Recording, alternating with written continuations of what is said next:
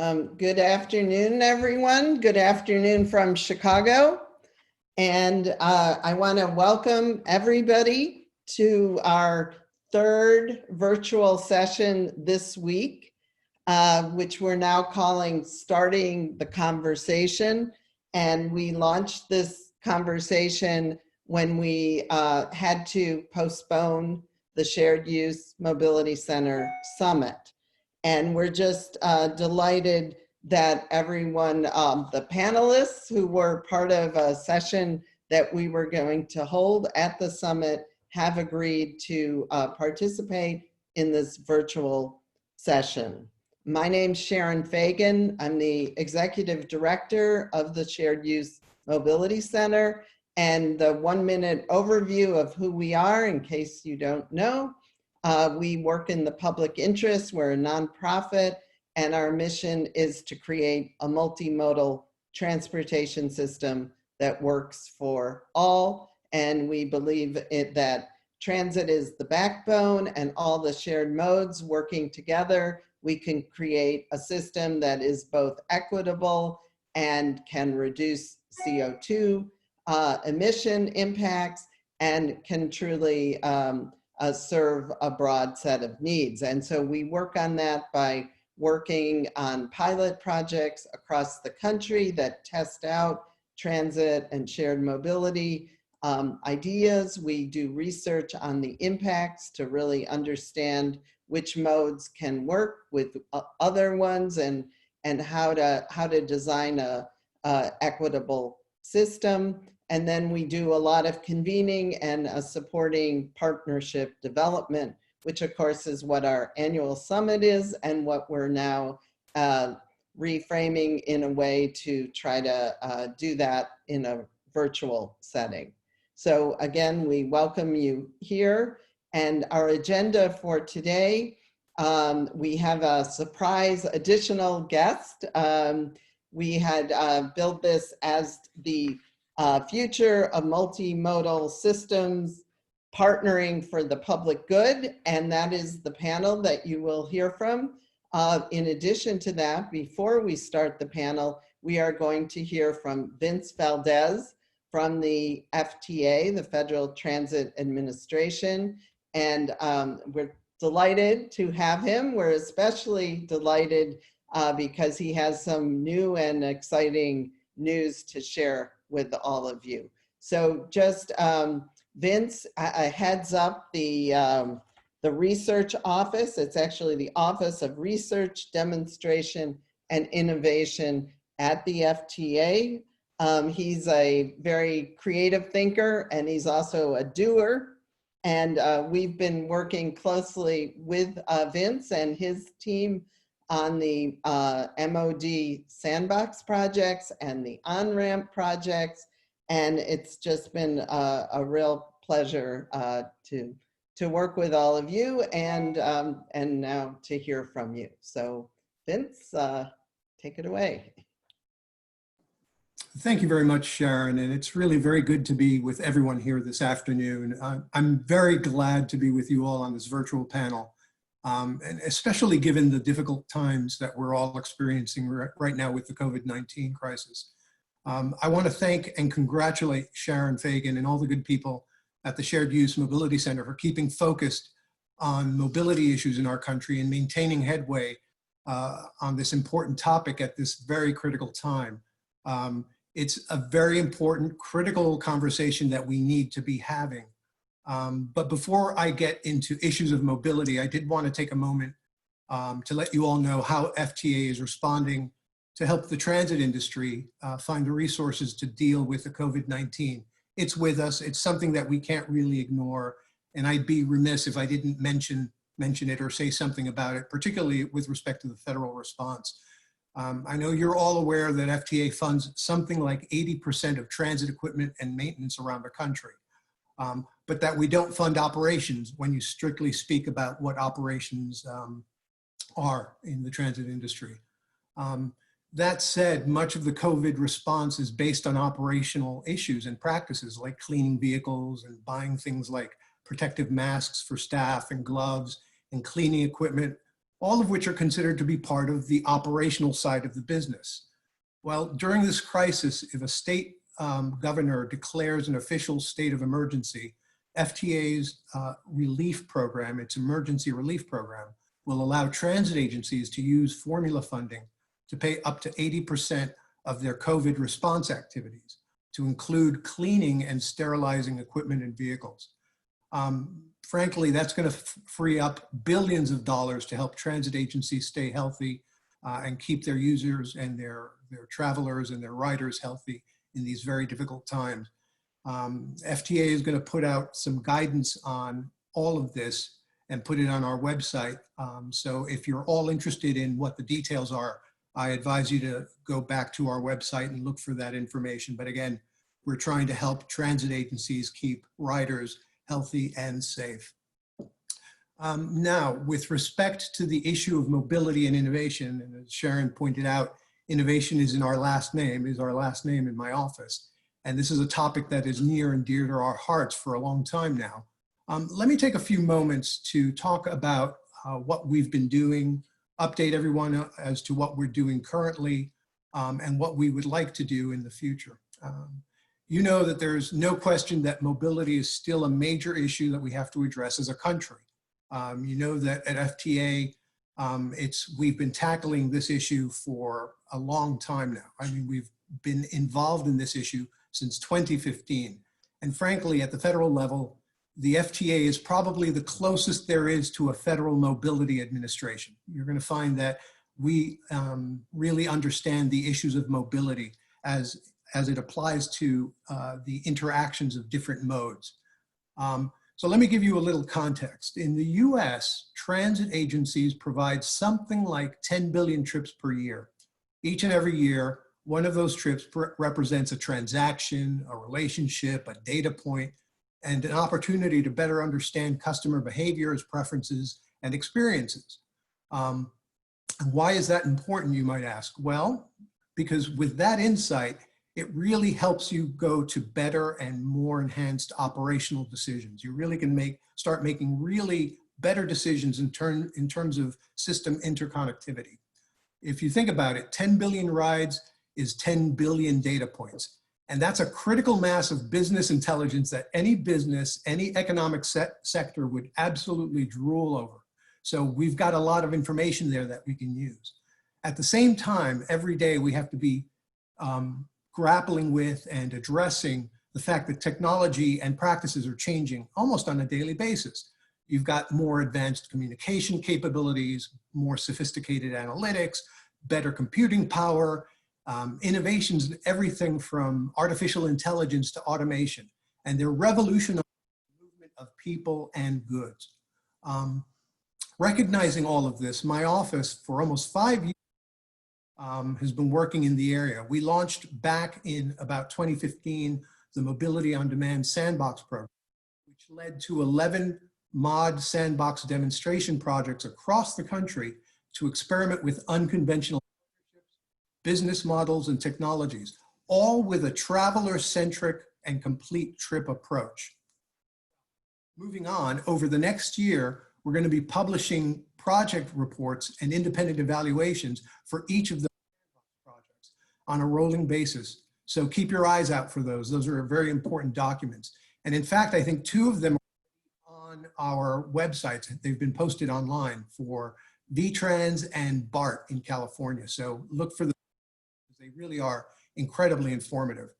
And we didn't stop with the Mobility on Demand Sandbox, though. We wanted to support the evolution of the mobility service model with our transit agency partners.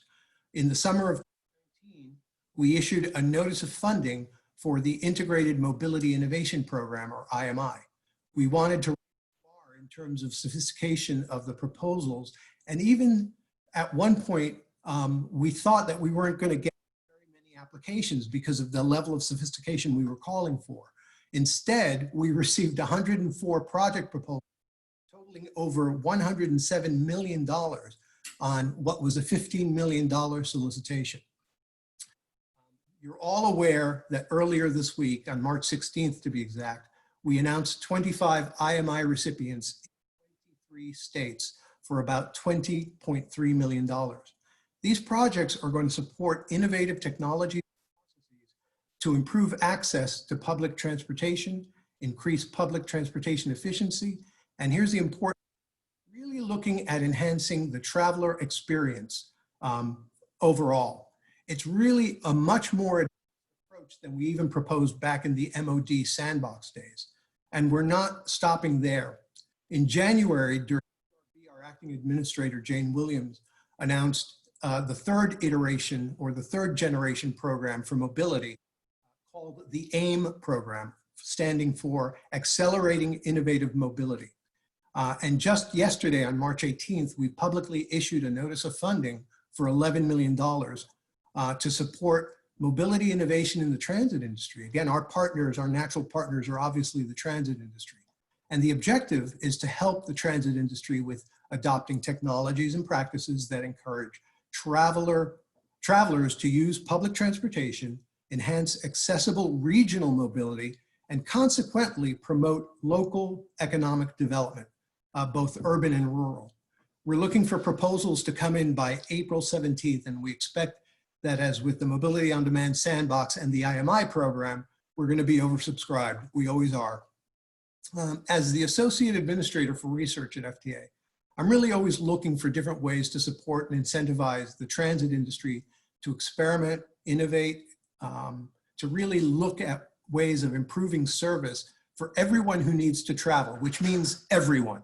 If you can demonstrate effective ways of enhancing mobility at one transit agency, then you can use that information to help all transit agencies deliver better service with their partners in the private sector and in the public sector. That's the goal, and I know we will continue to pursue it in the years to come. I want to thank Sharon and all of you for participating today, and I want you all to really stay safe and healthy in these very difficult times. Thank you, Sharon.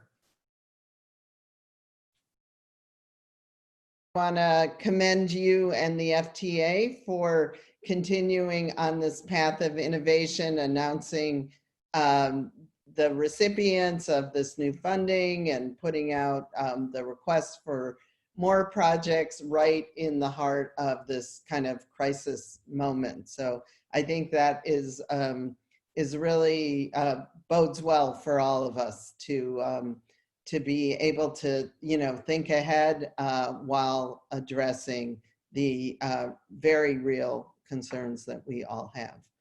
So appreciate that. And of course, excited to work with all these projects coming up. And now let's turn to the panel, and you can see the panel there. I want to introduce Emily Warren, who is who will be speaking momentarily. There she is, smiling, and so waving at you.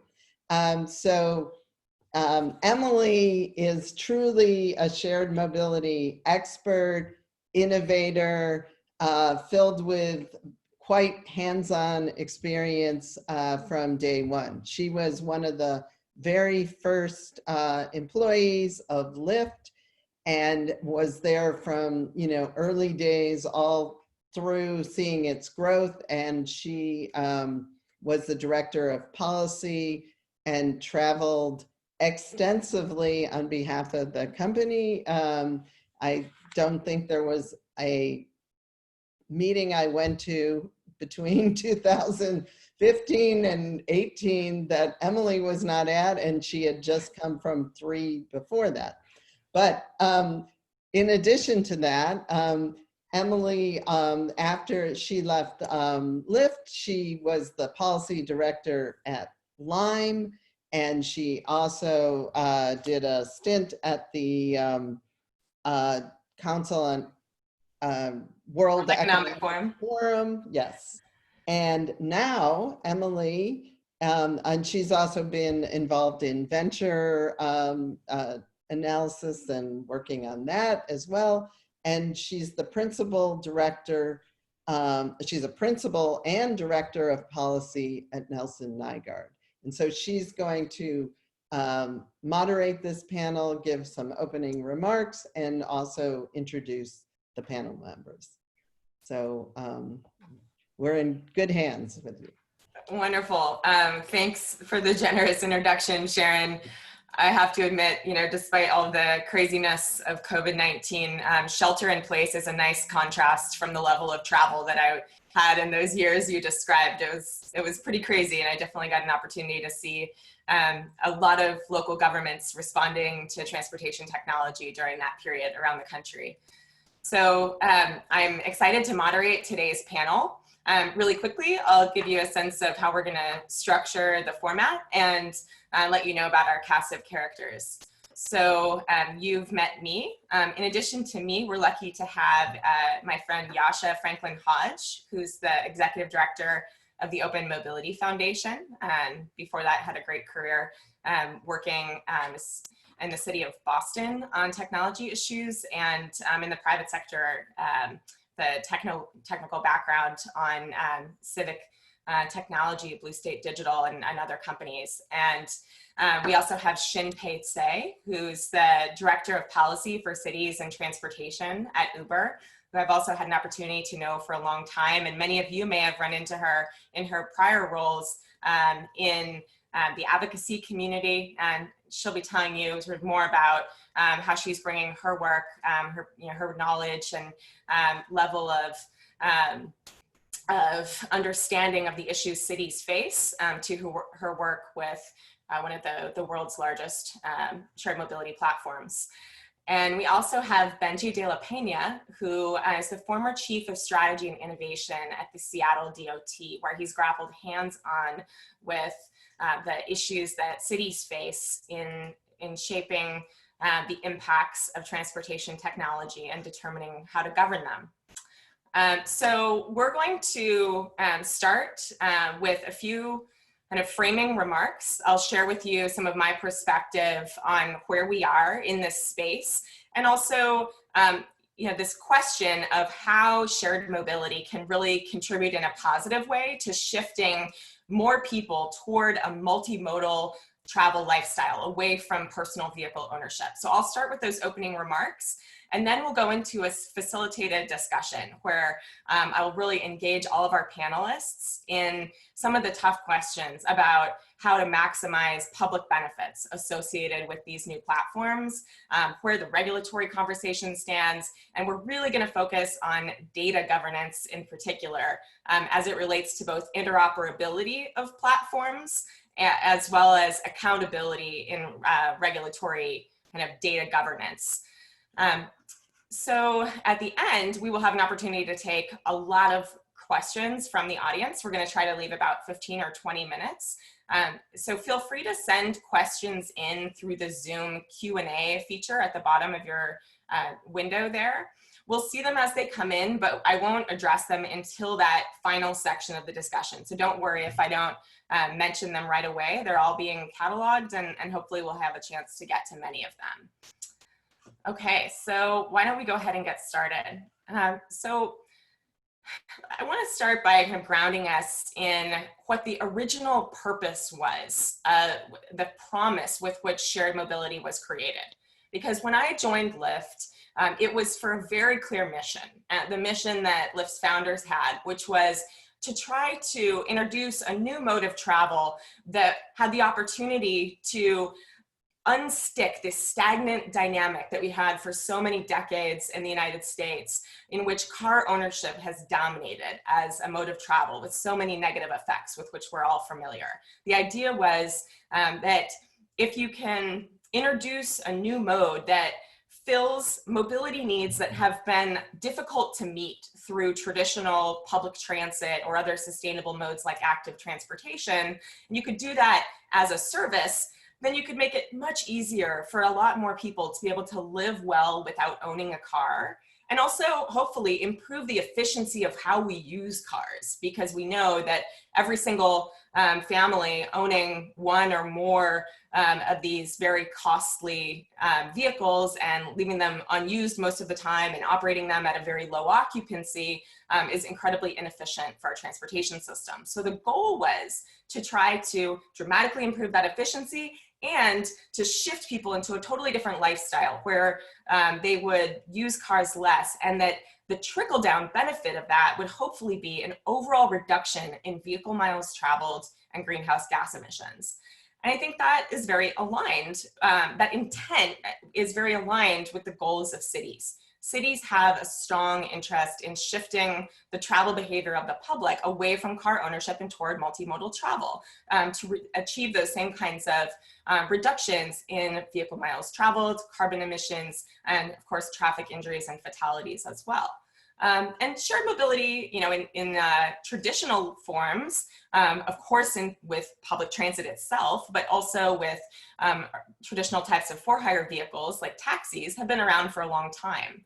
And then in the last, 15, 20 years, we saw the advent of car sharing, but none of those early experiments with private shared mobility were on the scale of what we started to see in the 2010s. It was really smartphones with GPS enablement about a decade ago that introduced this dramatic new era of scaled up shared mobility, and really with the emergent dominance of two companies, of Uber and Lyft. And we now know that these companies perform many more rides, multiples more rides than car sharing has ever been able to provide, and are quite ubiquitously available across our major metropolitan areas. So they've succeeded very well in achieving that goal of introducing a mode that can fill unmet needs in a widely available manner in a lot of places where that didn't exist before. Now, these companies are really starting to come of age. A lot has changed since the very early days of Lyft that I recall, where there were just a few of us that were kind of scrapping together these systems, and it was a pretty strange concept to get in a car with a stranger. Now it's normalized. They've been here for a decade. It really consolidated their dominance of this new market between these two companies, Uber and Lyft. And they're actually starting to expand the scope of their services to include additional mobility services like shared bikes, scooters.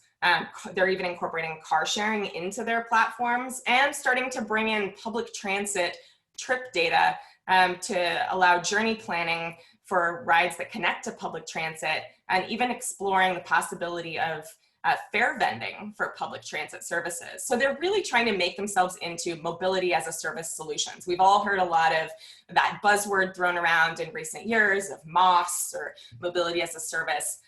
And really, from a public sector perspective, that's a very positive development. It's really exciting to see these new, frankly, more sustainable modes like scooters, bikes, and transit being introduced into transportation network company platforms. That benefits the public interest because it can introduce new customers to transit and active transportation. It could even shift some customers away from using the ride-hailing services within those platforms for short trips in dense urban areas, which could have benefits for environment and VMT. And it also, by creating a bundle of services, offers a more comprehensive alternative to car ownership than just offering each of these services on a piecemeal basis. So there are a lot of benefits associated with that, that growth of these platforms into that direction. And in fact, that multimodal approach is something that is likely important to the business success on a long-term basis of Uber and Lyft, because we all have seen the market response to these companies, and we've seen some of their struggles in achieving profitable unit economics. And it may be that subscription-based bundled pricing that incorporate all of these services may actually improve these companies' profit margins if they can get a lot of their customers to buy into them, really build customer loyalty, and increase overall customer spending on those platforms, which would be really good for them. Now, of course, in parallel, we've also seen public sector agencies, transit agencies, trying to develop these multimodal experiences themselves, increasing their focus on digital journey planning and ticketing, and trying to make their services easier to integrate into both third-party developer platforms like your transits and city mappers, as well as into the platforms of companies like Uber, or through their own digital experiences for public transit riders. So there's a strong alignment with these high-level goals of cities, transit agencies, and shared mobility companies, all trying to create these multimodal experiences that grow the market for multimodal travel and pull more people away from private cars into that experience. So that's the aspiration. There's this high-level alignment. But the current regulatory frameworks for TNCs, frankly, offer fairly limited oversight from a data accountability perspective to be able to ensure that those ultimate objectives we talked about, reducing VMT and carbon emissions, traffic injuries and fatalities, that those are actually being accomplished on a net basis as a result of the introduction of these services. And there may also be some considerations that we need to take into account around risks to the public interest of a purely private sector driven approach to multimodal travel.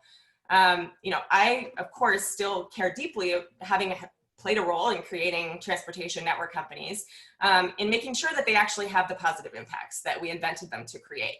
We want them to actually result in these VMT and carbon reductions, but there have been some troubling signs recently, despite the fact that most regulatory agencies don't have access to data about the detailed utilization and impacts of TNCs.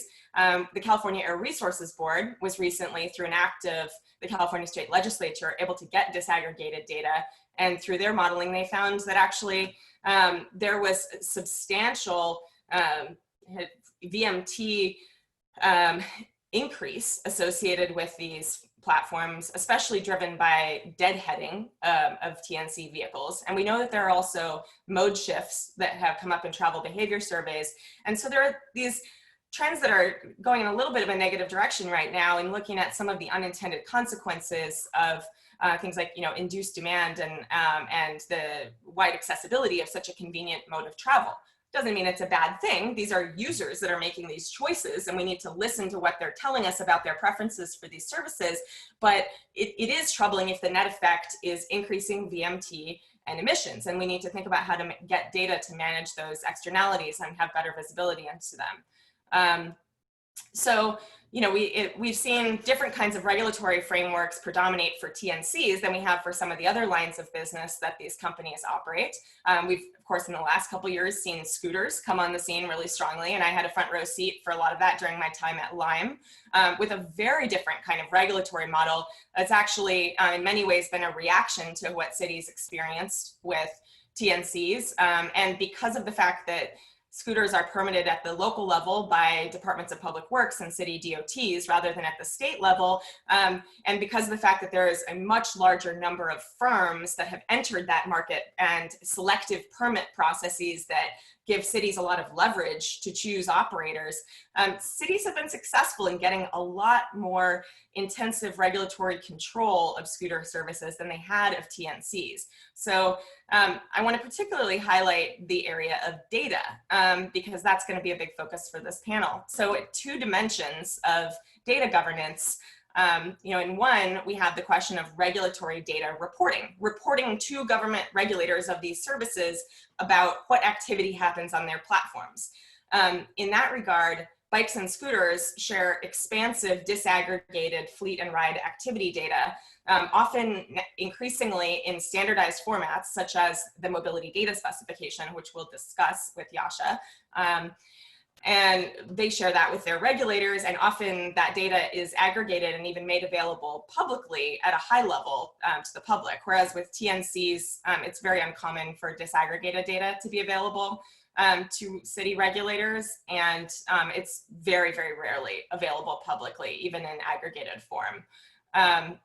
On the front of open data, kind of like integrating these services into third-party platforms through open APIs, there are regulatory requirements in many cities for general bike share feed specification, or GBFS feeds about the availability of these services in real time to be made available for integration into third-party platforms like Transit and Citymapper, and those kinds of requirements don't exist for TNCs.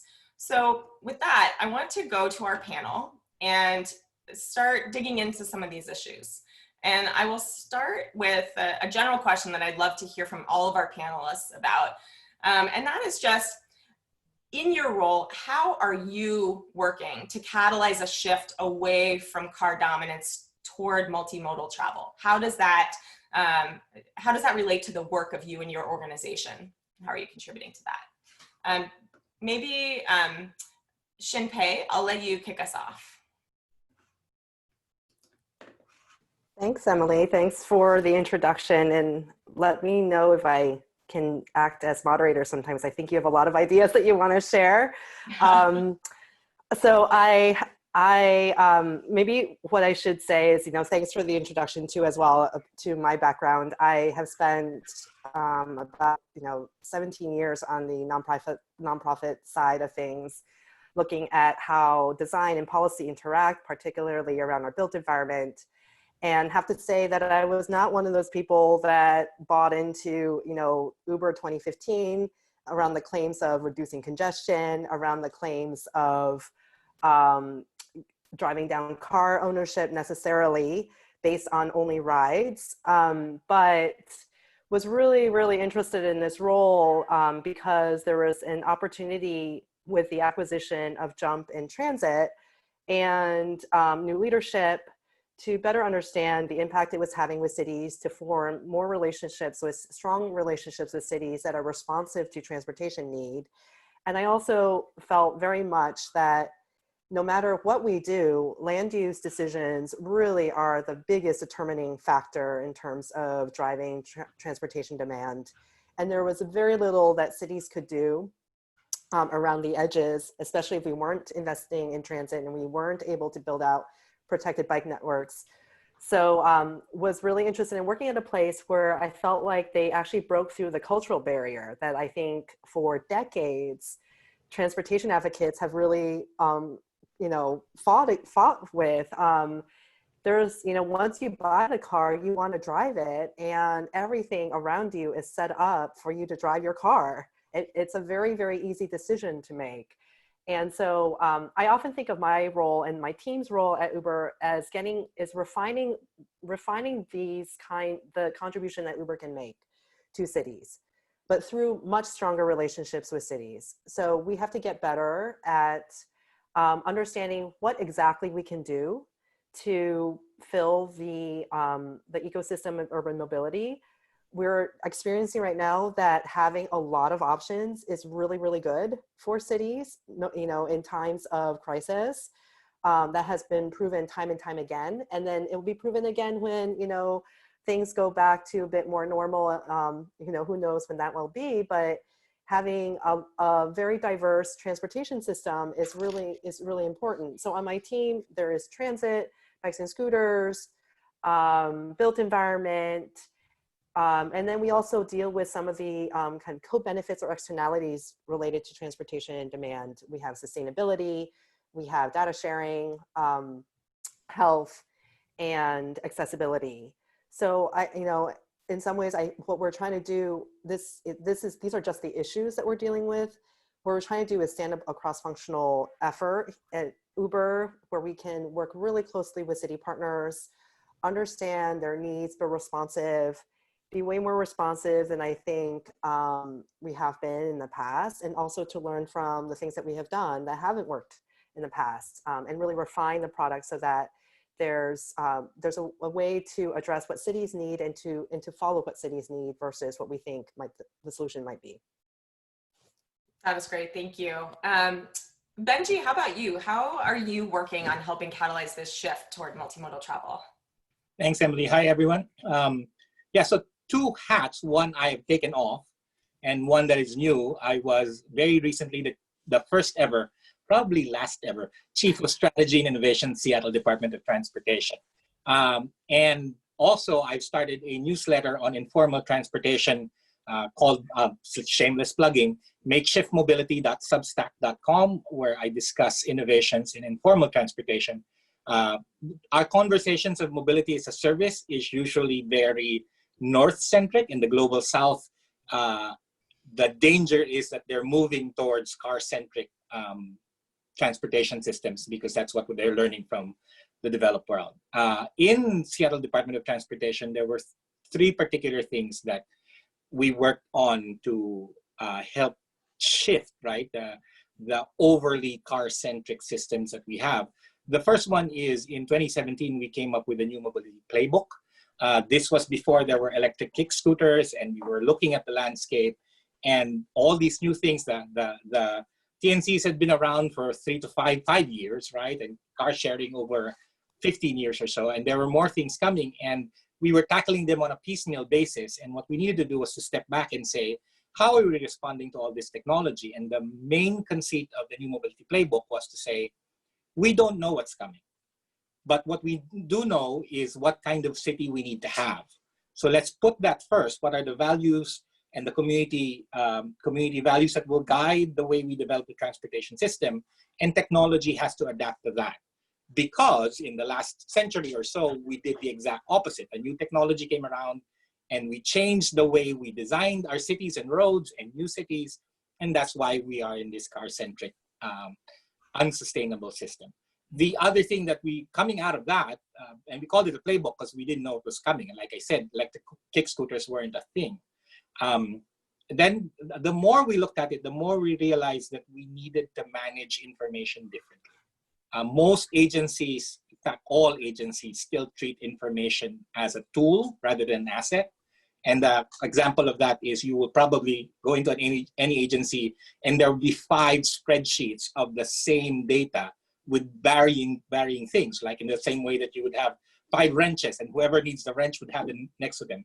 But then you couldn't figure out what was truth and you needed to shift towards pushing out information. So we came up with a Transportation Information Infrastructure Plan, which is a draft and will remain a draft. And I'm happy to share a link to that if you want to look at it. The whole frame of that was this whole ecosystem, as you said, Emily, is really being driven by the smartphone and information services, right? There may be other changes. You may have passenger drones. You may have drones that deliver. Who knows what else is coming? But the foundational systems under this is the information ecosystem that is emerging, that's invisible to everyone. It's emerging. And the question is, how does government then both regulate that and govern it so then we get to better societal outcomes, right? And so that's what we particularly paid attention to, and to counterbalance. If you think about user centricity, the existing system, auto-centric system, is very user-centric, because you get out of your house, get into the garage, drive to wherever you want, the highway's there for you, and get into a parking slot. And we need to balance that whole information infrastructure so that it addresses community needs, and also so that it addresses the existing and historical injustice in both the investments and the infrastructure we built out for transportation in the US. If we can attack that at an information level, then there is a hope that we can maybe both mitigate, maybe reverse some of that, and at the same time come up with a much more sustainable system. Wonderful. That's a great opening. And Jascha, what about you? Tell me how you at the Open Mobility Foundation are working toward promoting this this different vision for how travelers get around. Yeah, thanks, Emily. Hi, everybody. I'm Jascha Franklin-Hodge. I'm the executive director for the OMF. For those who don't know, the Open Mobility Foundation manages the mobility data specification, which is a open data standard for use in exchanging data between private companies operating mobility services and regulators. We are structured as a nonprofit open source software foundation. And so we have both private companies and cities as members of the foundation, all of whom work together to co-create technology that allows cities to effectively manage public streets for the public good. And specifically with an eye towards digital tools and data that enable a different approach to management of those streets.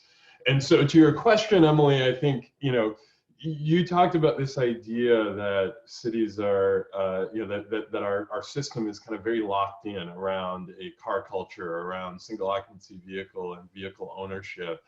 Shin-Pei talked about land use as one example of that, where we've put in place zoning regulations and building codes, all of which further lock in this specific set of modal options, or a single modal option for many cases, or at least strongly incentivize that. And so, the challenge I think facing cities right now is that many of them have recognized, I would say actually most of them, certainly most of the ones that we count as members, have recognized that the current status quo is not sustainable and needs to change, right? And they've put together plans that call for shifts to more sustainable modes, for more equitable access to mobility of all types, for greenhouse gas reductions, to move away from single occupancy vehicles, which just don't even scale in a kind of geometric sense, never mind in a environmental sense. And yet cities are often stuck because so much of their policy apparatus, which changes so slowly and which has been built up over a century, is oriented towards this one type of transportation. And so what we see as the opportunity, if we need to change this, if we need to unstick, we need a different way to make policy. We need a different way to make decisions. The traditional approach to regulation is to, take a very long, slow consultative process to, say no at first, and then take, have months or years of hearings and really make sure that you craft that policy once right, because it's probably not going to change for a decade. And that just doesn't work in the environment we find ourselves in today, where the rapid pace of technological change means that governments have to work faster. They have to be able to iterate faster. So what cities are doing and what data is enabling is a model of policy development that looks more like how technology products are built. Cities are experimenting. They're saying, I think what we should do for policy is this. So we're going to try it. And we're going to try it for 6 months. And we're going to use things like MDS that give us access to detailed data about what's happening to measure whether or not the policy experiments that we are running are producing the outcomes that we want. And we're going to learn from that, and then we're going to iterate, and we're going to keep doing this. And it's sort of analogous to this model of like quick build on infrastructure, right? The idea that you would just, start with a bunch of cones or maybe a can of paint, something really cheap and easy, some flower pots, and try a bike lane there and see what happens. Does it work? Great. Maybe over time you start to turn that into more permanent infrastructure, but starting with an experiment, starting with that test is the way to actually break out of these kind of multi-year planning cycles. And this is true for, and data can be an incredibly valuable tool for infrastructure planning. So whether it is creating, physical space for operating vehicles or parking facilities for those vehicles, it can be useful in designing programs that allow permitting programs and regimes that allow companies to come in and then measuring,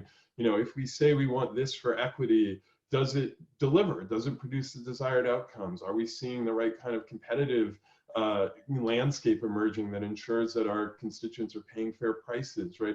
All of these things are measurable through data, and through a rapid iteration cycle, cities can get to good outcomes faster and say yes more often to things that are a break from the status quo. And so that to me is kind of the essential power of data in this context. It doesn't make the politics go away, but it gives you new tools to measure against the goals that you have. It helps you have a very different kind of public conversation, and moving to that culture of experimentation results in more change faster than what we would ever be able to do with our old model of managing mobility. Got it. Thank you. Okay, so next I'd like to go to Shin-Pei. And Shin-Pei, in the last couple of years, Uber has really started turning itself into a multimodal platform, as we mentioned earlier. And so I'd love to hear from you about what your experiments so far have really taught Uber about how integrating all of these options into a single platform, bikes, scooters, car sharing, ride hailing, even transit data all jammed in there now. How does that change the behavior of your riders? What are some of the interesting things you've learned so far? Good question. I think we're still very much in early days with this kind of stuff. It's so nothing definitive, and I would say probably nothing reaching the level of the, mobility as a service concept writ large. But some promising things are, that from our experience and that are validated by some of rider surveys. For example, we see we've had 2 million trips with transit planning on our platform, which is really interesting to me. In some cities, Jump is, has surpassed, in Sacramento, Jump surpassed rides, for example, when it was introduced.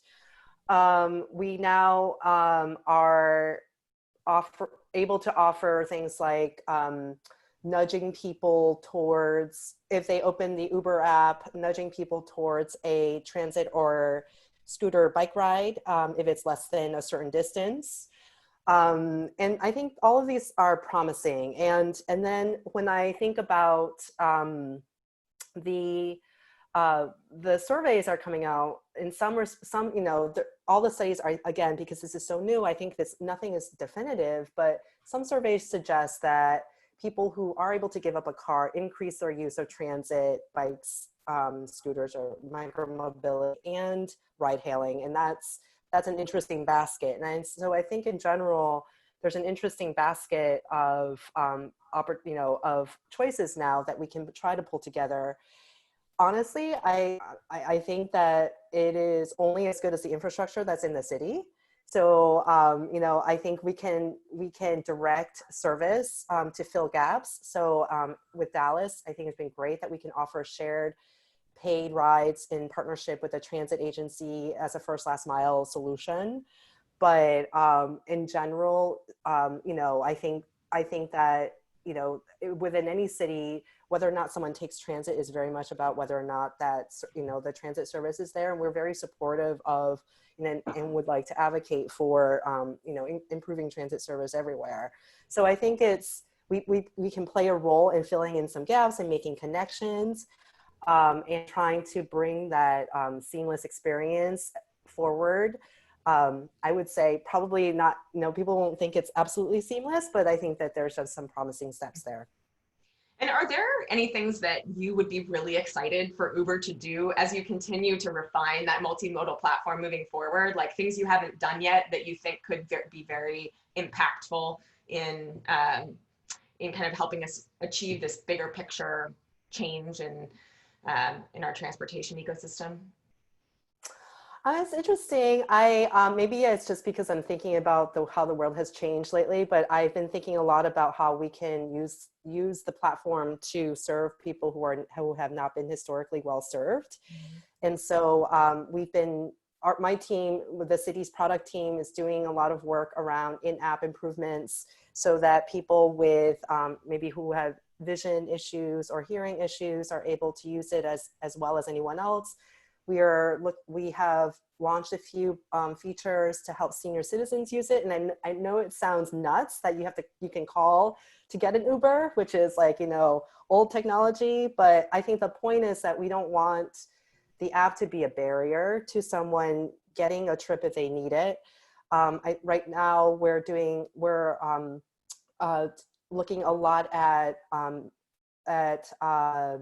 paratransit partnerships where we can provide wheelchair accessible vehicles. We can you know, help drive down some of the cost around that. And it's a really tricky thing. It's not you know, it involves looking at supply and looking and creating a marketplace for it. But we've been able to see, you know, rather than a 24-hour reservation, mm-hmm. For paratransit, you can get a car within, you know, 15 minutes. And that's a humongous difference in terms of quality of life for people who, you know, really are not, it's hard to provide that level of service, I think, as part of a overall like mass transit system. Yeah, that's really interesting. And I think it's interesting too, to put in context, like the million rides on transit that you said you facilitated through the Uber platform. 2 million. Or 2, okay, sorry, I wasn't giving you enough credit. 1 million bike rides in Los Angeles, so, you know. Yeah, I mean, 2 million is tiny, right? But it's also, I'm sure, like a great learning experience for you to see when is that successful, right? What are the use cases where someone is actually incorporating that and looking to Uber as a source for transit data? And like, are there ways that the product could be refined in the future that would actually, you know, allow more people to see that as a useful way of accessing transit? I'm sure that's a really good learning experience. Benji, let's shift to you, because now that we've heard kind of one example of how a private company can create their own mobility as a service or multimodal platform, I'm curious what you think about whether there are any risks associated with allowing the design of mass platforms to be really just determined through a private sector driven process, or whether there are any gaps in that approach from a public sector perspective? I think lots, right? One, first of all, the statement is all of the new mobility technology companies have been really, really helpful in cities, right? Previously, there were really just two choices. Do I have a car, or do I suffer the public transportation system if it wasn't really good? Then there was a car sharing, right? Then I could book it. It used to be just you rent for the whole day, but then you could book it for the hour. So it's been good in many, many ways. I think there are three particular areas that are of concern. One is the method itself. So the reason that the transportation technology companies have provided really, really good service is their user-centric approach, which prior to that in transportation in the city, there was no real user testing of anything apart from the car, and it was OEMs who were testing how you're responding to a car, right? So it's great that that's there, but when you do user testing, you miss out on communal issues, right? Community issues. For instance, and when you wrote the Transportation Information Infrastructure Plan, apart from being guided by values, we said there needs to be 4 imperatives around information that need to drive this ecosystem, that the ecosystem has to respond to, and we have to keep asking, is it doing that, right? The first one is advancing equity, which I talked about already. Does it correct existing inequalities? Does it not create more inequality and inequities, right? The other is accelerating decarbonization of the system. And I've always wondered why, now we're seeing the pricing, right? So as Shin-Pei said, Uber will let you know, oh, there's a bus ride in a minute or 2 minutes, and it's gonna only cost you $2.50 versus the 10 you would pay for the ride. But we haven't done anything on the cost of carbon. Right? Why don't we make it so that as you open your app, you will know the comparative cost in terms of carbon of all your transportation options, and a reporting back to you that says, over the year, you've used this much carbon.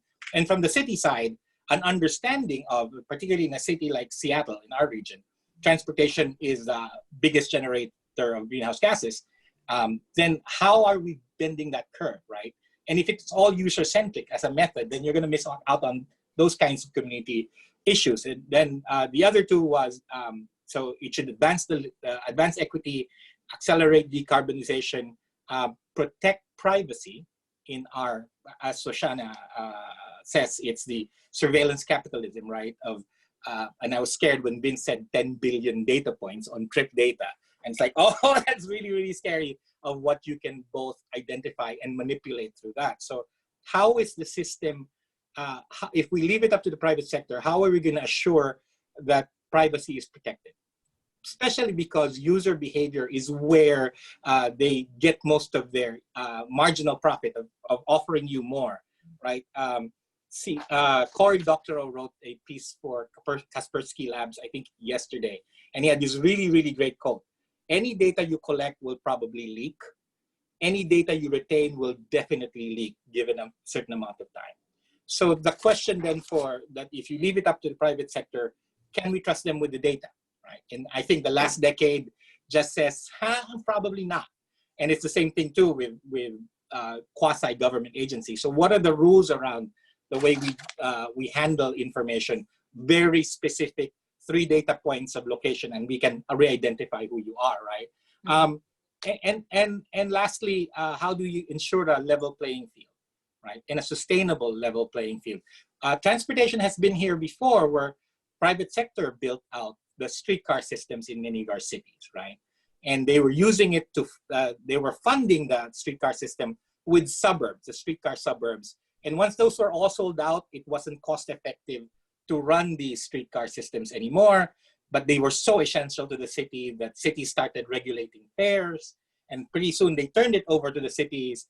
And then cities couldn't make them work, and then buses came around, and we tore down all of these streetcar systems. And given that we're still very early on with transportation technologies, and it's not yet really clear, they're all searching for what is the path to sustainability, right? You could wind up with a situation where one private company, whether it be Uber or it could be Amazon, owning all of the transportation information infrastructure and your ability to access that. And then the next day they either fold because there's no more venture cap money, or they decide it's not profitable for them, we're leaving it or we're tearing it apart. And then what happens to the city? So I think those are big dangers that we need to look out for, and along with it, government's ability to understand information itself. I'll repeat, there's a broken record about it. Managing information as an asset, not just as tools.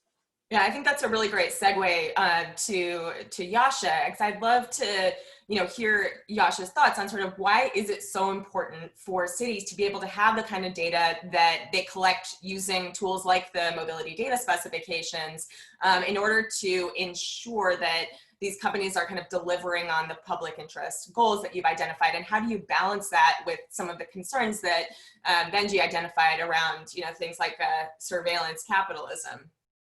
Yeah. Provocative words.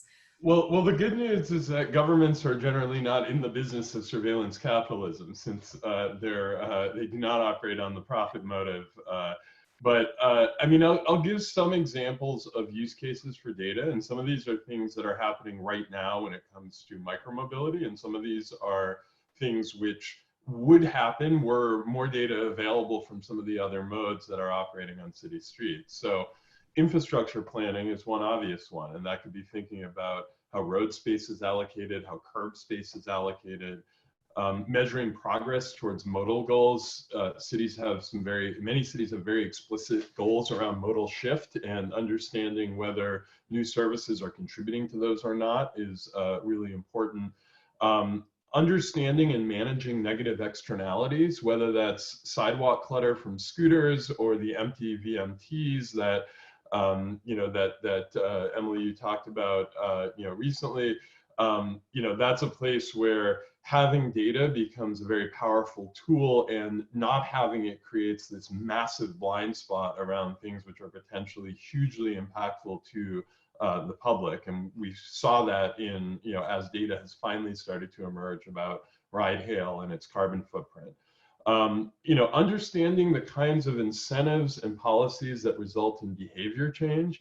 And I think, as a few folks have said, right, this isn't about government forcing you to take one mode or another, but there's a lot that government does today to create incentives, usually in favor of single occupancy vehicle trips and car ownership.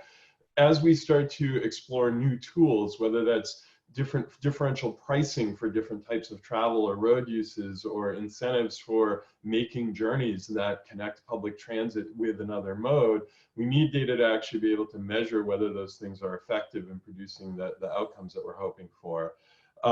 Mapping how modes are supporting one another. I mean, even understanding the multimodal journey is tough. And so knowing, for example, that both within the context of a single trip, that I have taken multiple modes, or that I took a scooter to a train, or I took ride hail to the commuter rail station, that's really important. Along with that is trying to understand multimodal behavior patterns throughout the day, right? Like, one of the more interesting things that you see in transit ridership data is that it's often very asymmetric, right? It's not the station that gets a certain number of disembarks in the morning typically does not have the same number of people getting on in the evening. And so there are multimodal trips happening, we just don't have the data that we need to see them. Lastly, I was just going to say, really making sure that we are measuring service availability to underserved communities. And that could be low-income communities, that could be the disability community. I mean, it was the lack of wheelchair accessible vehicles in ride hail was, again, one of these major blind spots. And when cities finally began demanding data on it, what we realized that there was this massively inequitable service availability for people who needed a wheelchair accessible vehicle. And that then became a public policy priority to say, okay, what do we do as a city to create incentives for companies to close that gap? How do we regulate them? What kind of rules do we need in place, right? So I think, there's so many of these places where this kind of data sharing can really enable good public policy work. Yeah, I mean, and it's interesting because you were doing that work at the city of Boston, and now Boston, with its MBTA transit agency, has a great partnership around accessible service delivery with Uber and Lyft, in which they actually have some pretty innovative models for how they share the cost of that service provision that I think is received very favorably by the companies. So sometimes having access to that data can actually lead to new kinds of partnership models that aren't necessarily zero sum with respect to private companies. Absolutely. I mean, Boston was the first city to negotiate any kind of voluntary data sharing with Uber.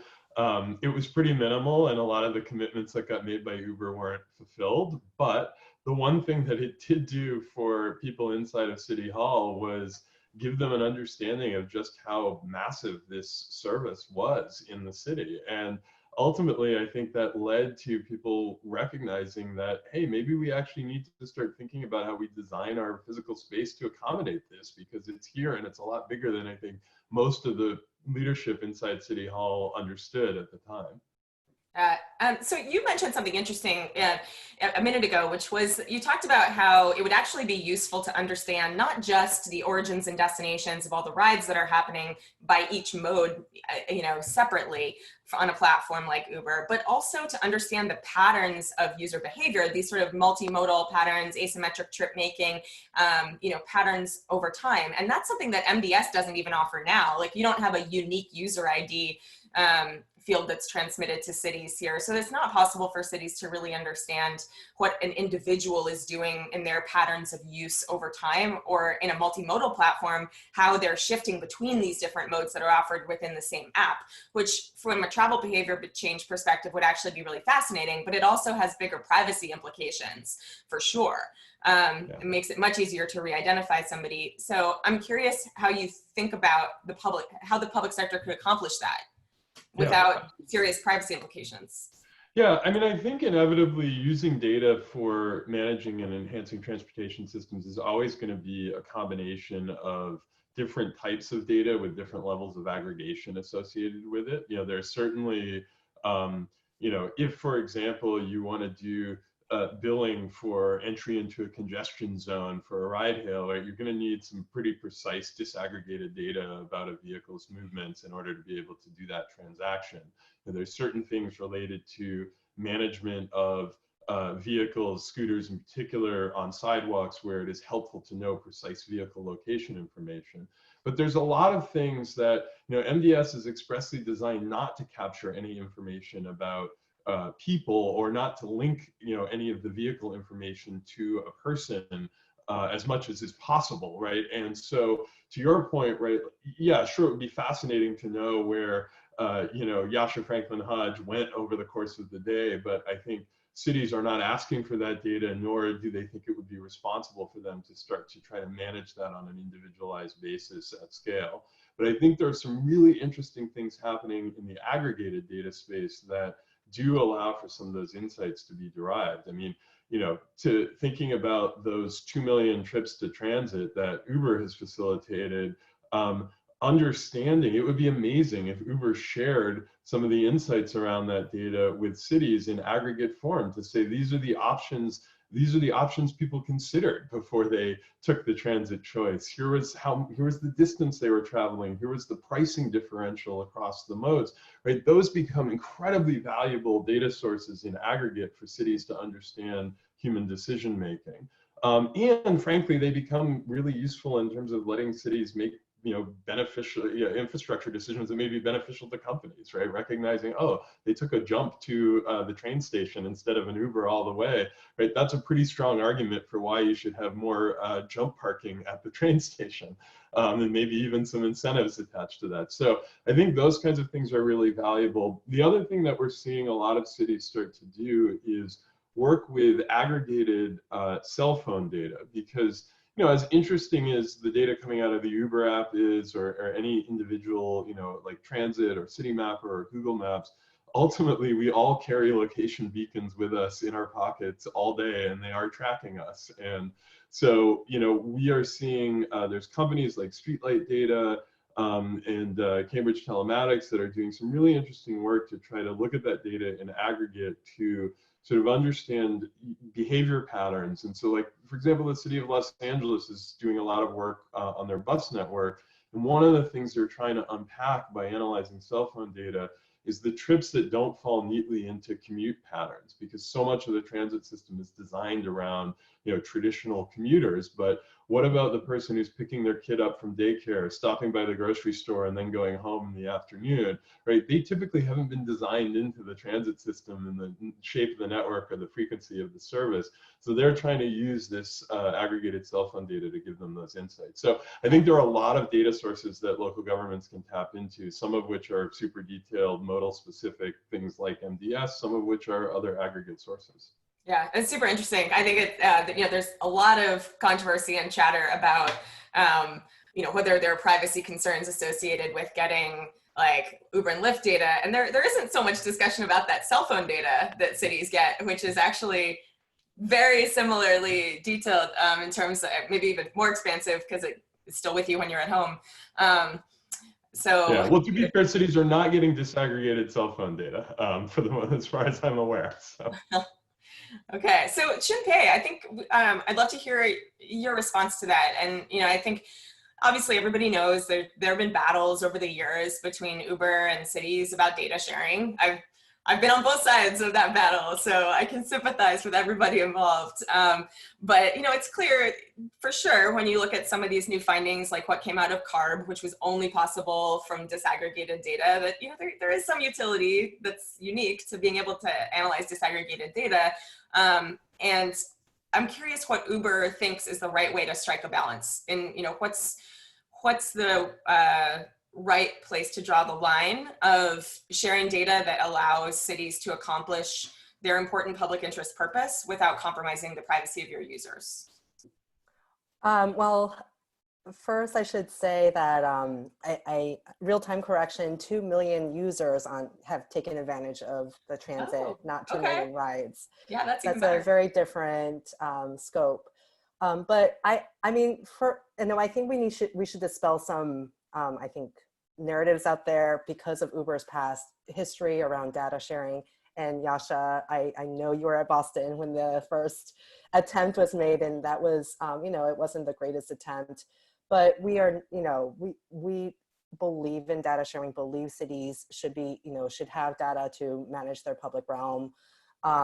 We believe in regulatory data sharing. So I think the CARB example is a great example, actually, of having data that has a very clear stated purpose and is leading to a greater understanding, leads to transparency, and frankly is something that we can use from our team to make a case for the business to do better. So there's no defensiveness around data sharing. I think it's good. Data standards too, I think are great. They're good for cities, they're good for companies, they're good for the consumer. And I think there's just a lot more for us to learn about how we should do it. So fundamentally, the gap that we're experiencing right now, but we're quickly finding those people when trying to fill that gap, is just what exactly is useful. And so a lot of the use cases that Jascha just mentioned sound great. They require different kinds of data. They require different kinds of data gathering, data collection. Some of it is survey-based, which, as you know, people like it. A really good example of like the way surveys work with users is, 86% of people say they recycle. In actuality, is 20% of people actually recycle. So, some of that stuff is really challenging and to think that we would be held accountable to how that might be used is a little, is like we have to figure out like what is the best application, but we're really interested in that kind of stuff. And frankly, I think, our transit team, in partnership with the transit agencies, that's a lot of the analysis they're able to provide is related to some of those use cases that Jascha mentioned, where they're able to show some of those connections in the back end, and because there's some agreements in place around the service provision, and so there's some data sharing. And that's really, really clear. And I think that's great. We're very supportive of data standards and data governance. We think the privacy group that is part of OMF is a really great step in helping to shape, what is the collective future of how we protect people's privacy moving forward. We've been attending those meetings and would love to contribute more on providing those, that privacy perspective. And I think here, as a company that's made some mistakes in the past, privacy is an area where we have a lot of resources and want to, and there's other stakeholders that we're responding to. So not only is it the civil rights, civil liberties folks, that ACLU kind of organizations that we're responding to, but we also want to respond to our consumers but we want to be responsive to cities as well. We deal with a lot of different kinds of cities and a lot of different kinds of governments. And so what we do in one city does have some impact in other places. And so when we're dealing also with, governments that are authoritarian and are not willing at all to entertain civil liberties, there's just things that we have to watch out for. But overall, I think having a really clear purpose for the data, understanding what the use is for, we are very interested in figuring out the best ways of sharing that data. And I'm not talking about just visualization. I'm talking about real, actual, usable data that you might need to put into, whatever kind of planning tools that a city might need to use. So, but we're to be honest, we're at the very beginning of that journey because it is a very new thing. And overall, I think we're all sort of, data sharing isn't new necessarily with the lessons from GTFS, which I was lucky to be a part of in the early days, just those conversations around governance and how to scale it. But this is like all new moving forward, how all these different data sets relate to one another and what is the best way of making sure that we're protecting people while providing cities with what they need. Yeah. I appreciate that kind of high level collaborative commitment, and it is, I think, a change in the stance that cities have felt was Uber's position with respect to data sharing in the past. I think Uber's a large organization. I'm sure there are even internal disagreements between different departments on occasion. Sometimes, there are still activities happening, like lawsuits against the city of LA for enforcing its components of its implementation of the mobility data specification, legislative efforts that may run counter to the ability of cities to continue to use frameworks like MDS. And so, it does seem like that's an area where there's not yet full agreement about once you get into the details of exactly what that data sharing should look like. Yeah. Well, I guess I would love to know what those legislative efforts are. I've asked my team, and I know we have a lawsuit against the city of LA against a very small piece of the LA requirements, which we were in compliance with. We're in compliance with MDS in all the cities where we're operating Jump. We are actively working to be in compliance and to meet those requirements in new tenders. We're at the same time, we're exploring alternatives and ways of, looking at MDS that is also GDPR compliant, which is a requirement in the EU.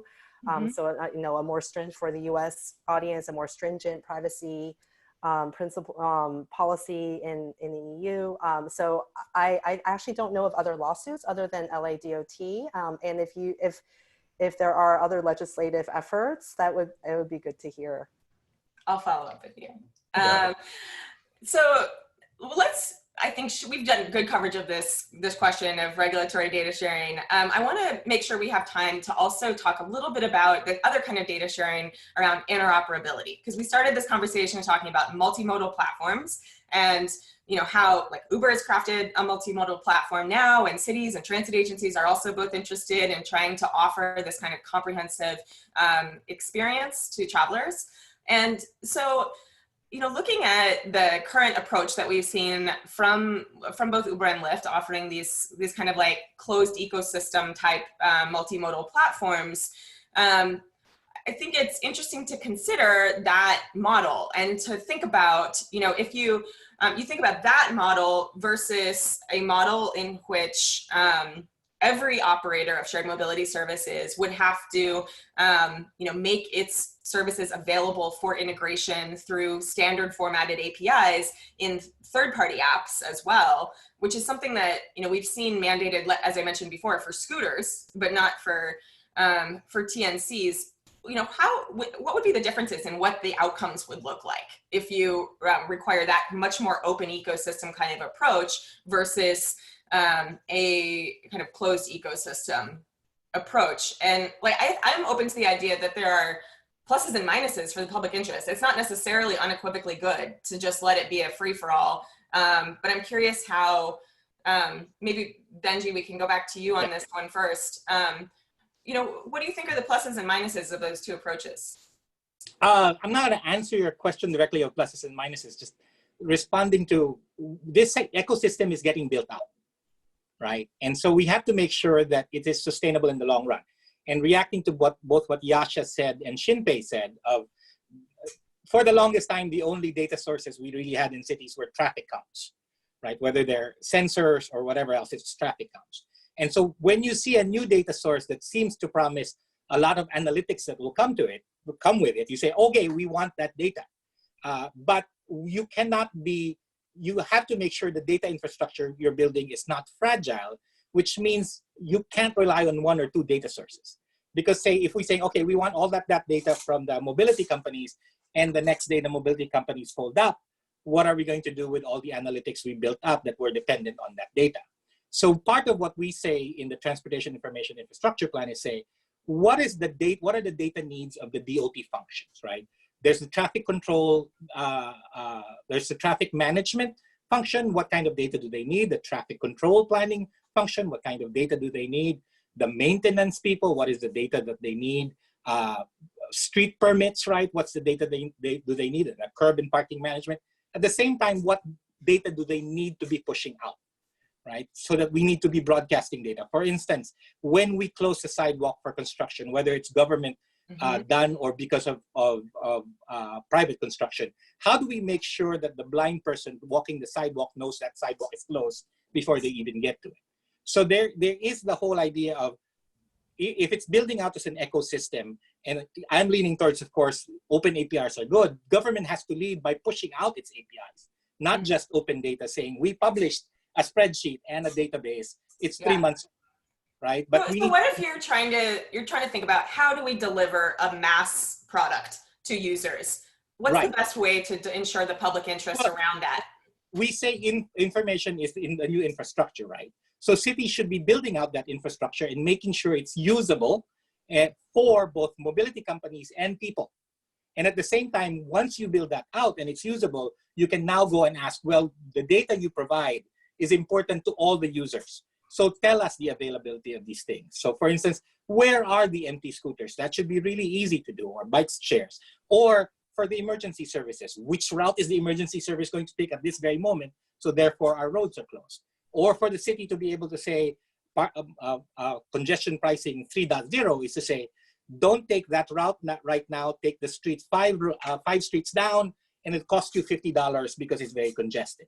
And so the information system has to be able to push that out through these systems, which means it has to be open, it has to be interoperable. Yeah. So, Jascha, I'm curious what you think about that, kind of pluses and minuses of closed ecosystem versus walled garden approach to creating a mass user experience.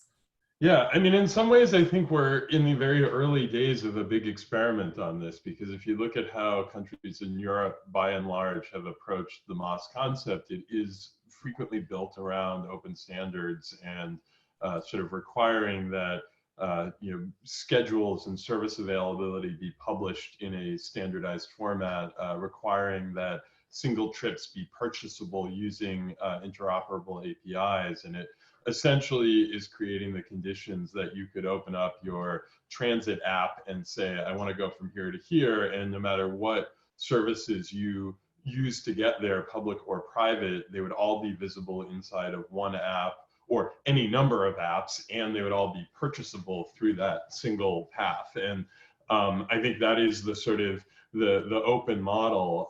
In the US, we don't really regulate this at all. So we are seeing Uber and to a lesser extent Lyft sort of start to gravitate towards a kind of closed ecosystem walled garden approach. I mean, ultimately, I don't think we know which is better, but I would look at it starting through the lens of the consumer, right? Transportation is an essential service in people's lives. And there is a reason why we don't just like throw the provision of electricity and water to a bunch of unregulated companies and like hope that a good outcome will occur. These things are too important for us to allow pure private market economics to determine whether mobility is available, and if it is it equitable, and whether the pricing is fair, right? So I think the advantage of these kind of like open API driven models is that it allows you to say, look, you can't create an ecosystem, a closed ecosystem that captures a bunch of customers and then squeezes every last dollar you can get out of them at the expense of access to this essential service. I think we can do that. We can do that as well with, if Uber wants to become the Amazon of mobility, as they've said, that's okay, but they need to be regulated like you wouldn't believe in order to make sure that the way that they do that doesn't mean that this essential service is only available to people with money. And it turns it into like a public utility, like an electric utility, that where you have to get approval for changes to your, that affect ratepayers. In my mind, those are the only two options that produce a good public outcome. Is either you regulate it like a public utility and allow a sort of natural or semi-natural monopoly to occur, or you force openness and interoperability upon the world. Anything else is, we're going to end up like we are with our cable companies. I don't think anybody wants their transportation to look like that. Shin-Pei, what are your thoughts on that? Well, I think there's I think competition is good. I think there's a lot of competition out there. I honestly, maybe this is just a practical take on things. I don't see that even close to being reality at the moment with the choices people are making in terms of really wanting to drive. More than the majority of trips right now are in a private single occupancy car. And I just think that, this concept is very, it literally is a concept. It's very conceptual right now. And there's just a couple of things like the data that, just in terms of private, like transit data, that data is transit agency data. That's not private company data. And if we went away with journey planning, people would use Google Maps. It's good to have all these options, honestly. And I don't know, I think that we're far away from this. I do think that what is useful in these conversations is maybe a collective effort towards providing the customer experience that removes the barriers to making different choices. And that's really interesting, I think. And there's roles for a lot of different providers to play in doing that. But I do feel like it's a little far out in the future, and there's a lot of competition right now. Yeah. Okay. Well, we are getting to the end of our time, so I want to close with one more question for the panel, and I guess everybody try to keep your responses pretty short, and then we'll allow some opportunity for Q&A. So with this last one, I want to tie us into the present moment, which is, we're really now seeing this cascading set of effects from COVID-19 across the world. As Vince mentioned, this has profound impacts on mobility, because what the response to the virus for so many of us is to reduce our mobility and to stay in one place and to not use the modes of transportation that we typically use. Just in the last week, we've seen Lime shut down 90% of its markets around the world, including everything in the United States. Uber and Lyft have both announced they're turning off shared rides, and now I hear they're looking at limiting onboarding new drivers to the platforms, probably because of lack of utilization, hurting current drivers. And I'm sure that TNC rides are down across the board pretty dramatically. So in this environment and we don't know how long it's going to go on, where there's severe financial challenge being placed on shared mobility operators, do we actually need to take a step back from, you know, what most of this conversation we've been talking about, how can we get more to like manage these services?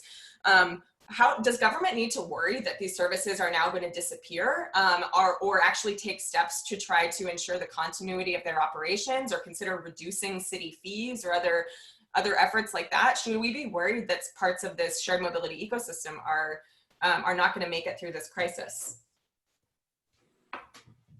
So I'll start. Who was it? The Nobel economist whose name I can't recall right now, even if I worked with him, said a crisis is a terrible thing to waste, right?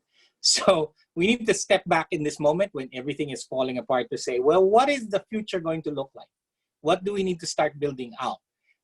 We're not really clear, really, no matter how big Lyft and Uber are and the rest of the TNCs or the mobility companies, whether they will survive because it hasn't been proven. And so, but what will not change is how information is driving our mobility choices and making it easier, right? So then the question is, as it gets built out, whether it's Uber, whether it's Amazon, whatever player comes on in whatever mode comes on, what does that information ecosystem need to look like, right? And so including, if there ever is another emergency like this, how should it behave? What kind of information should it deliver? How should it protect privacy? How should it accelerate decarbonization? All of the things I said earlier. And to me, the ideal thing is we get to an ecosystem that with a couple of metaphors, right? The metaphor of protecting privacy the way HIPAA protects privacy, where there's exchange among the players, but your private information is protected and highly regulated, and it's a crime if you share it in prohibited ways.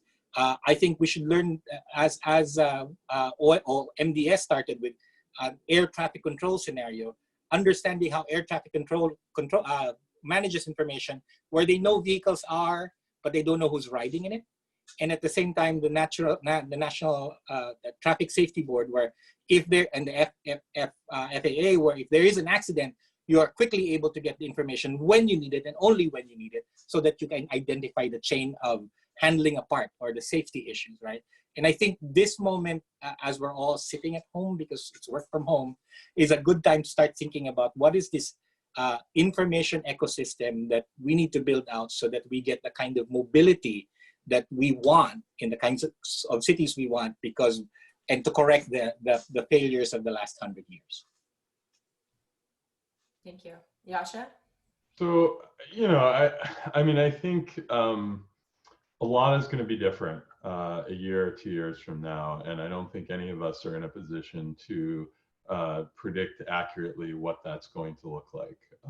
You know, whether it's the disruption that comes from managing this virus, whether it is the impacts of a severe economic downturn that result from our attempts to manage it, a lot is going to change. It's going to be really tough. And the priorities that cities have had, that companies have had, that we as individuals have had over the last few years are going to shift, I think, in some pretty dramatic ways.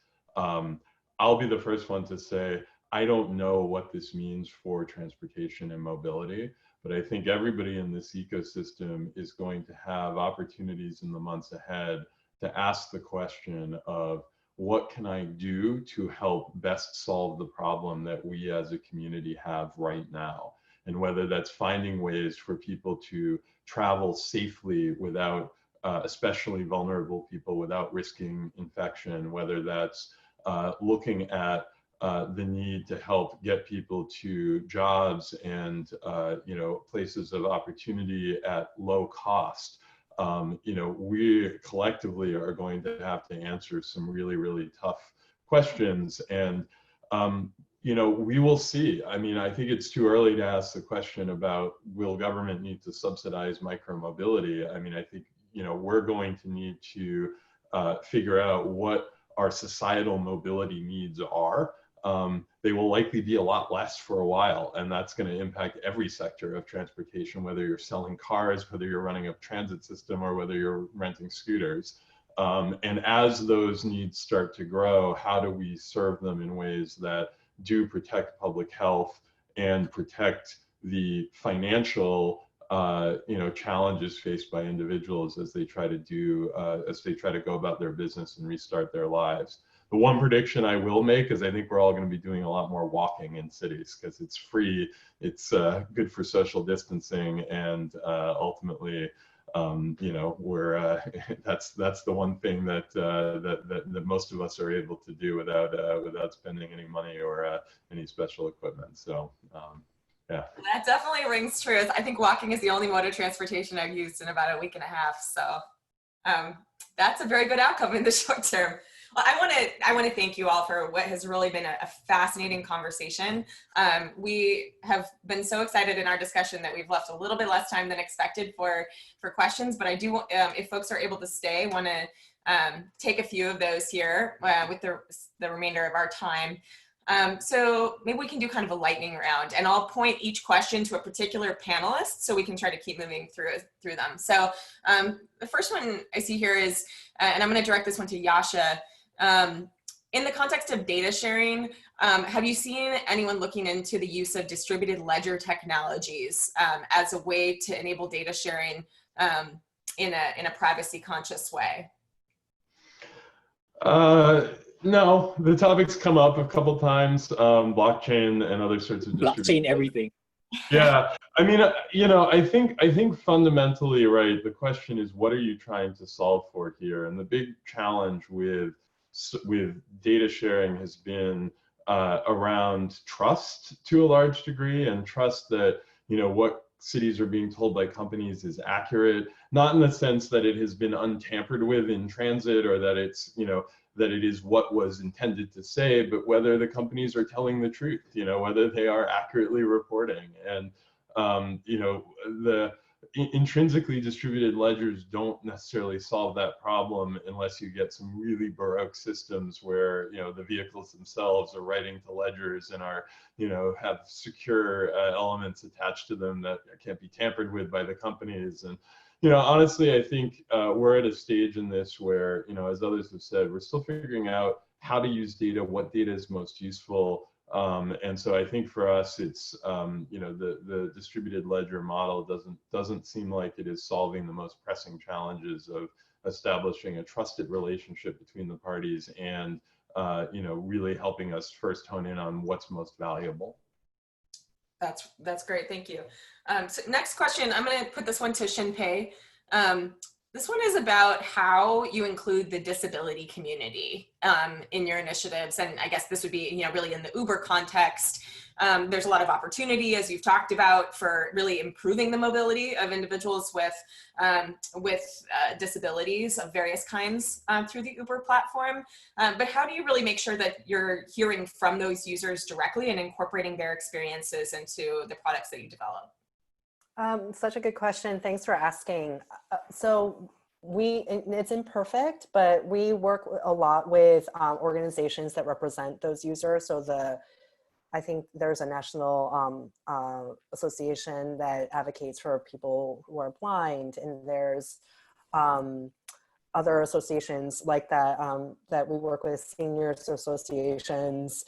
We also have worked with a third-party auditor to take a look at our entire operation and in terms of the product and that experience, and they they are experts in that experience of understanding the experience with the disability community, and we have we're working through that list of things that we could do.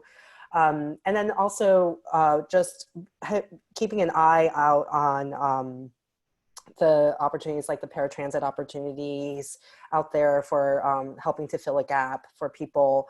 This is still really new. I think the Boston partnership is probably the first one, and there's a lot of interest in it. There's a lot to be worked out, but I think that this is a really good example of where policy innovation and technology innovation can work hand in hand.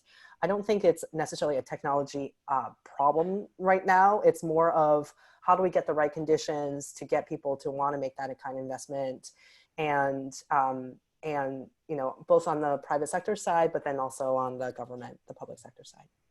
Thank you. Interesting question from fellow SUMC board member Clayton, which I think I'll take the privilege of answering myself. The question was, why do you think car sharing and ride hailing have yielded such different impacts? How can we learn from the difference and somehow optimize ride hailing to reduce car ownership or VMT? Yeah, that's a fascinating question. I think some of the big drivers of the differences are, on the one hand, like deadheading. That was a huge factor in the Air Resources Board's analysis of, why TNCs were causing more VMT.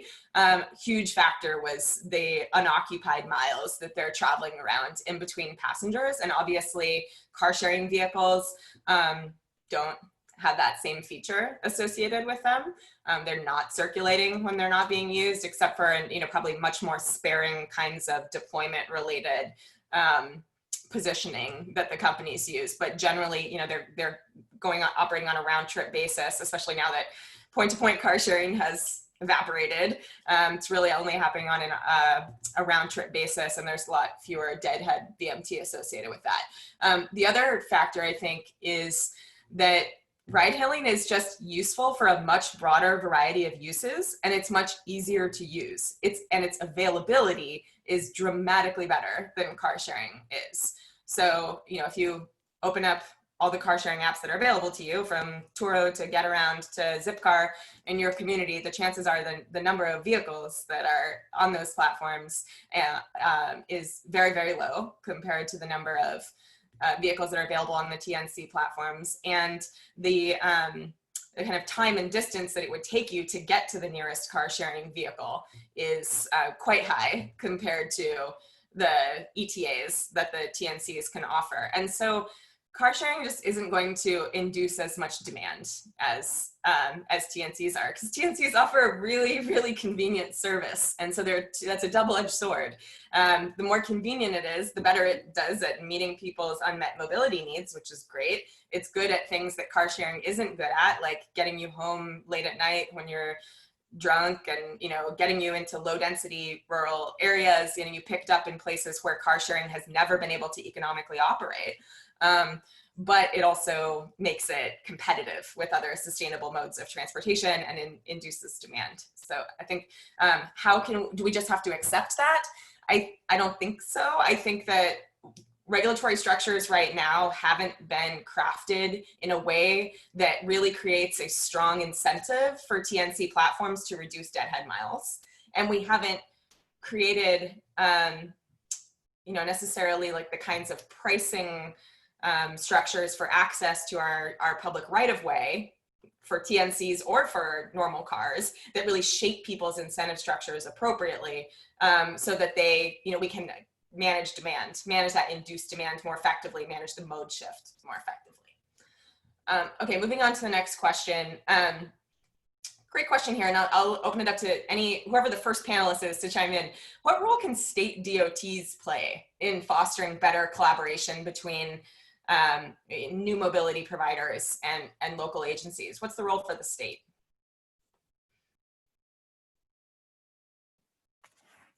I have a partial answer to that. Well, I think, one thing that is unique to the United States compared to the rest of the world is that we really love local planning, which is quite parochial. We're not so good at regional planning, and we're not so, and that's something actually the state DOT can really help with, to set some of those performance metrics, to compel localities and regions, honestly, to go to meet those performance metrics at the state level, and even across state boundaries, right? There's regions like the New York City region, the Bay Area region the New York City region that cross state boundaries, the Atlantic region that cross state boundaries. And so it's really important to set performance metrics and compel coordination. And I think on data sharing, that is an opportunity. On carbon reduction is an opportunity. And so air pollution, clean air is another opportunity. And I think those would be great ways of compelling all the actors to move to row in the same direction. This is Benja. I think state DOTs can also start instrumenting and putting sensors on their highways and off-ramps, and pushing out that information so cities know what the volume of flow is, and it doesn't have to be from the TNCs that are, or whatever moving vehicles. It's from the particular ramp itself that you know it has this much volume, right? What we mostly have now are just cameras, which are great, but it's not good data to plan with, right? And it's also much more specific, because then you can identify a particular license plate. Yeah, there have definitely been a lot of battles between cities and states over the right to govern TNCs, and you know, I think it's interesting to consider whether in this coming phase of maturity of these industries, we can find kind of a middle ground that really takes into account the needs of both the state and the local governments. Because on the one hand, I think having state level permitting for TNCs, it's really useful for like the free movement of vehicles across municipal boundaries, and for just like the ease of the licensing process for onboarding drivers. It was always a nightmare in the taxi industry to have, like, you know, an Oakland taxi and a San Francisco taxi and a Berkeley taxi and an Alameda County taxi. You can tell I live in the Bay Area, but you know, they would have to then deadhead across city lines because they couldn't pick a passenger up in the visiting city where they were located, et cetera. So there are benefits to that, and you know, having more uniformity in the licensing across neighboring jurisdictions, but also cities can sometimes feel cut out of the equation, especially when it comes to access to data about what's happening on their streets. If they don't have any say in the process. And so I think I'm interested to see moving forward whether some of the states that have had that authority find ways to at least do better at sharing information with the municipalities that are within their states. Okay, so to that question of data, this one maybe for Jascha, there's a concern that if cities have all this detailed data about shared mobility use, that cities could use the unique powers that they have, like law enforcement powers, to misuse that information in ways that would negatively affect individuals. Mm-hmm. What are your thoughts on how OMF is working on that? Yeah, absolutely. So, you know, I think anyone who possesses disaggregated mobility data, whether they're a company or a city, has a huge responsibility that comes with that. And you know, Benji talked earlier about some of the risks that exist with companies that may use data in ways that go against the interests of their consumers or against expectations. There's a risk there. There's also a risk that government in possession of data will misuse it. And so what that means is that governments who are working with mobility data, even if it's de-identified, if it's disaggregated and potentially sensitive, they need to have strong policies in place. They need to have strong technical safeguards in place. And they need to have an approach to deciding what they collect, what they store, and how they store it and analyze it to minimize the risk of it being used for purposes that go against the public interest or what has been publicly communicated they are intending to do with that data. And so that means some of those policies have to be about the way they do or don't share data with other agencies, for example, law enforcement. You know, this is kind of a really important aspect of responsible work with mobility data. We at the OMF have a privacy, security, and transparency committee that has a number of projects in the works right now that are providing cities with a library of practices, giving them a checklist of considerations that they need to look at when working with mobility data. And we're starting early work on creating privacy principles that could apply not only to us as the OMF, but also to both our public and private sector users of MDS. So there is work to be done here, and I don't think anybody would, you know, should be dismissive about the importance of preserving data privacy. But I think it's also very important to recognize that not every argument about privacy is sincere, and there are certainly folks in industry who understand that governments having access to data is a tool for regulation, it's a tool for management, it's a tool for oversight. And if you are a business that would rather not have that management and oversight, it is often easy to trot out scare tactics and arguments that are not always, that are sometimes quite disingenuous around privacy as a way to kind of convince people that, oh no, government can't possibly be trusted with any data. local governments work with data that is far more sensitive than de-identified mobility data every day. School records, criminal justice records, health records. They are responsible about it. They have policies, they protect it. And I know that the same is and can be true for mobility data. So my approach in OMF is to say, let's give them the tools to work responsibly, but let's push back against the use of privacy concerns as a reason why government shouldn't have the tools that they need to do their job and manage public streets. Thank you. I think that's a great note to wrap us up here. I want to thank all the panelists for a fascinating discussion. I really enjoyed it. And thank you to Vince for leading us off, and to all of the questioners. I'm sorry we didn't have a chance to get to every one of these questions because there are a lot of other good ones there. And maybe SUMC can find a way to allow us to follow up on those separately. So I guess I'll pass the baton back to Sharon to close us out. Yeah, thank you so much.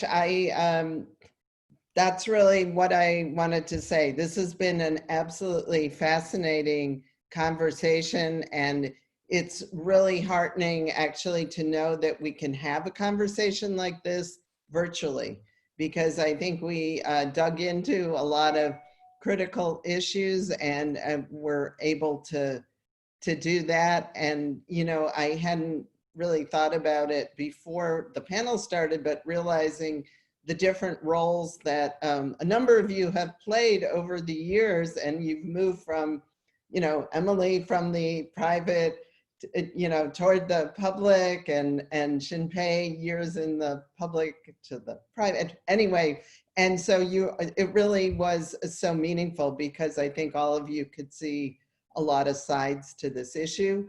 And I just wanted to highlight, mobility being an essential part of our lives, and the utility idea, because I think it is very fundamental. And then this notion that we have to take advantage of a crisis, because there definitely are changes that are going to happen out of this, horrific situation we're in now. And continuing these conversations so that we can work toward some positive outcomes. Because as mentioned, we are seeing VMT drop kind of dramatically in this crisis, but it's also raising all kinds of mobility, equity, and other issues. So how do we kind of pull out the positive nuggets and turn it? And so we at the Shared Use Mobility Center are committed to continuing these conversations. So again, thank you. And Emily, thank you for just doing an amazing job guiding the conversation. It was really terrific. And Jascha and Shin-Pei and Benji, just awesome. So, and all our audience, whoever you are out there, thank you.